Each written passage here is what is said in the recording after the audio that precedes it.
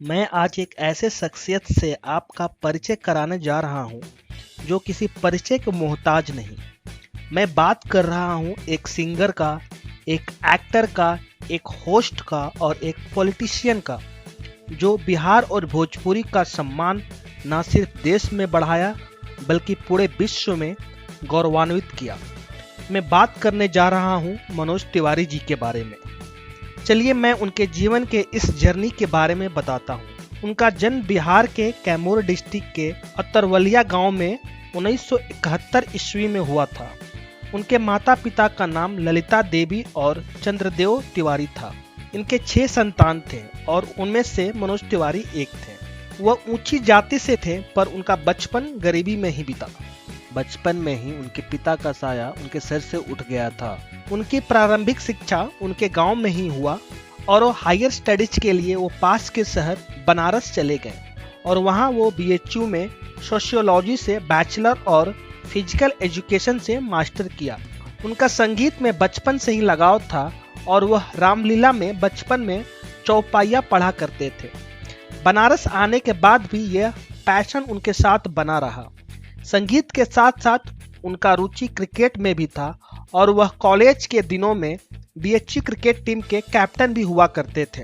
College के बाद वह 10 सालों तक भोजपुरी में लोकगीत गायक रहे और इसी दौरान उनकी शादी भी हो गई। वह अपने सिंगिंग कैरियर से काफी खुश थे। अपने शानदार सिंगिंग और साफ सुथरी छवि के कारण वह बिहार और आसपास के राज्यों में काफी प्रचलित थे। उनके बहुत सारे गाने समाज सुधार पर भी आधारित हैं।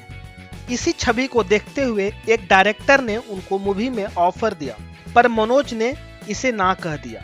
पर वह डायरेक्टर हार नहीं माना और अंत में मनोज ने हाँ कह दिया और आपको आश्चर्य होगा कि उनकी पहली मूवी ब्लॉकबस्टर साबित हुई।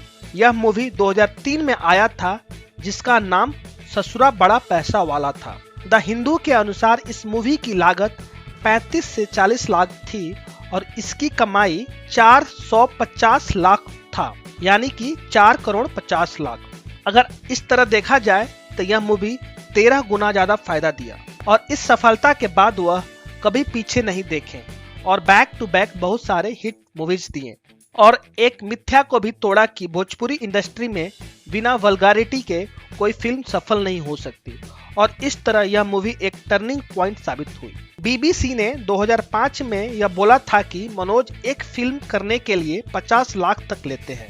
मनोज तिवारी को भोजपुरी इंडस्ट्री का अमिताभ बच्चन भी कहते हैं क्योंकि उनको भोजपुरी भाषा पर बहुत कमांड है। बहुत कम लोगों को मालूम होगा कि मनोज तिवारी ने 2009 में गोरखपुर से समाजवादी पार्टी के सीट से MP का चुनाव योगी आदित्यनाथ के खिलाफ लड़ा था और वह इसमें बुरी तरह हार गए थे।